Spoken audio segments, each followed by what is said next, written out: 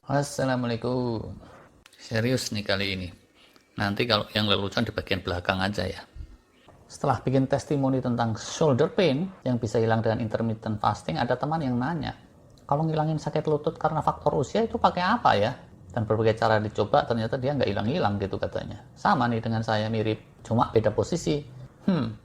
Jangan-jangan intermittent fasting yang kemarin saya praktekin, mestinya buat dengkul juga bisa. Tentunya, ini kalau kelasnya belum yang parah dan super ambiar.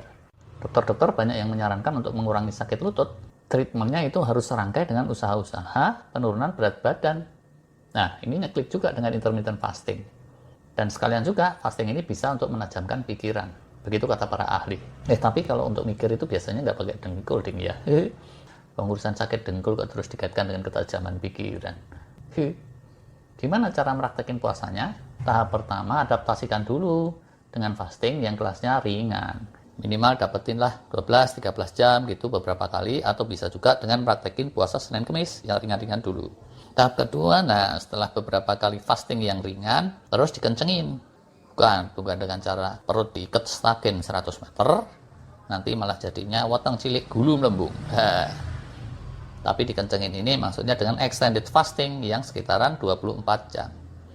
Jangan dipikir ini bakalan berat, no. Kalau belum diadaptasikan mungkin terasa berat, tapi kalau sudah adaptasi, puasa tanpa sahur ini kelasnya biasa saja, tidak berat. Justru kalau sakit lututnya itu terus-menerus, itulah yang namanya berat. Mobilitas terganggu, tidur juga terganggu. Padahal begitu tidur terganggu, itu kesehatan umum tinggal masalah waktu aja, pasti ambiar. Inflammation atau peradangan itu nggak akan sembuh-sembuh, bahkan akan jadi kronis. Satu tips lagi, kalau puasa extended yang 24 jam itu, buka puasanya jangan buru-buru dihantam makanan padat yang mantep. Mulailah dengan yang enteng-enteng dulu. Dan porsi makannya juga kecil aja, supaya healingnya juga extended. Jadi efektifnya itu bisa lebih dari 24 jam. Segimana frekuensinya puasa 24 jam ini untuk menyembuhkan sakit lutut atau sakit pundak? Ini sekedar gambaran umum ya. Kalau mau intensif, itu kayak puasa Daud, alternate day fasting. Sehari puasa, sehari enggak. Sehari puasa, sehari enggak.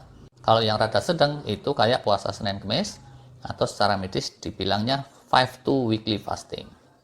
Kalau yang kelas ringan, itu puasanya seminggu sekali saja. Boleh juga silahkan dicek video yang lalu. Catatan penting di sini, kalau fisik sedang ancur-ancuran kondisinya, jangan main jebret meraktekin puasa yang 24 jam tanpa konsultasi dan pengawasan dari nakes profesional.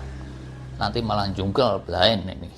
Buat yang sudah mengikuti channel ini dari lama mungkin pada tahu kali ya, tapi buat yang baru izin nih diinfokan lagi. Kenapa extended fasting ini punya potensi healing atau penyembuhan yang kuat? Jadi ya, berdasar penelitian MIT tahun 2018 gitu dan penelitian-penelitian lain terkait, kalau tubuh kita ini secara umum metabolismenya normal, terus diajak puasa sampai 24 jam atau lebih dari itu, maka akan mereaktivasi stem cell dan hormon pertumbuhan atau HGH secara melimpah ruah. Dan kedua hal itu punya daya penyembuhan atau healing yang berlipat ganda dibanding kondisi tidak fasting. Lainnya itu, Dr. Osumi yang menang Nobel juga punya kesimpulan sejalan. Kalau tubuh kita diajak puasa panjang, maka mulai di kira-kira jam puasa ke-17 akan terjadi proses alami yang disebut autofagi, yang kerjanya itu menggerus sel-sel lemah, sel rusak, dan sel yang aneh, dan kemudian memperkuat sel-sel normal yang sehat. Dan berikutnya saat sudah buka puasanya nanti, akan dibentuk lagi sel-sel baru yang lebih bugar dan kuat. Dan autofagi ini punya peran kunci untuk healing dan rejuvenation atau peremajaan sel-sel tubuh kita.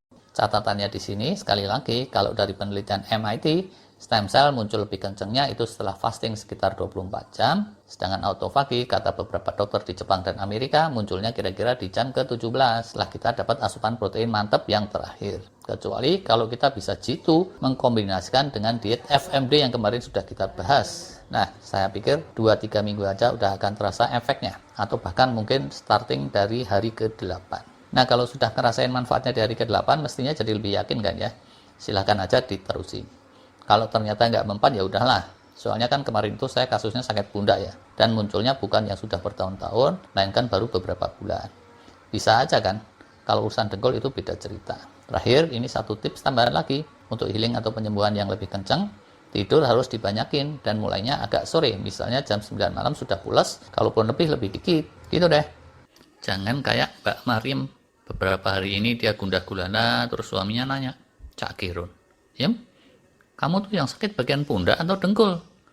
Sakit hati, katanya gitu. Udahlah, nih, kartu debitku kamu bawa ngelencer aja jalan-jalan. Saldonya ada kok 10 miliar. Dapat uang gusuran kemarin. Hah? Miliar? Walah mas. Hari ini kok mendadak ganteng sampean. Nah, Mariam pun langsung jingkrak-jingkrak.